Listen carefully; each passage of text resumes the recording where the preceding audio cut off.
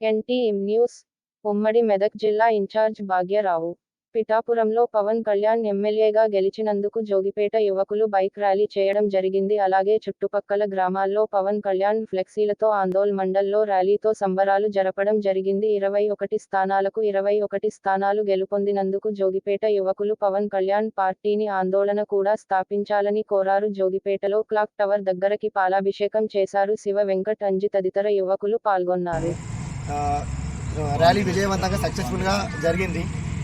ఈ 10 ఏళ్ల నుంచి ఓకే పట్టి 10 ఏళ్ల నుంచి పవన్ కళ్యాణ్ గెలిచలేడు అన్న ప్రతి ఒక్కరికి సమాధానం చెప్పే రోజు ఈరోజు వచ్చింది కాబట్టి చూపించాలనుకున్నాం, చూపించినాము. ప్రతి ఒక్కరికి ఇదే సమాధానం. ఎవరెవరైతే ఎక్కిరించారో, ఎవరెవరైతే పవన్ కళ్యాణ్ నెగిటివ్గా మాట్లాడారో ప్రతి ఒక్కరికి ఇదే సమాధానం అని చెప్పి ఈ సందర్భంగా మేము తెలియజేస్తున్నాము.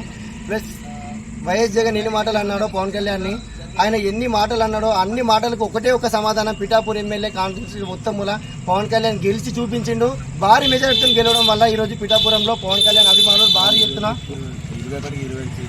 20 వైనాట్ 175 అని చెప్పేసి జగన్ అన్నాడు. కానీ వైనాట్ 21కి 21 చెప్పి పవన్ కళ్యాణ్ ఎప్పుడు చెప్పలేదు. కానీ వైనాట్కి 21కి 21 100% ఈరోజు పవన్ కళ్యాణ్ గారు సాధించి చూపించారు. జై జనసేన, జై జనసేన,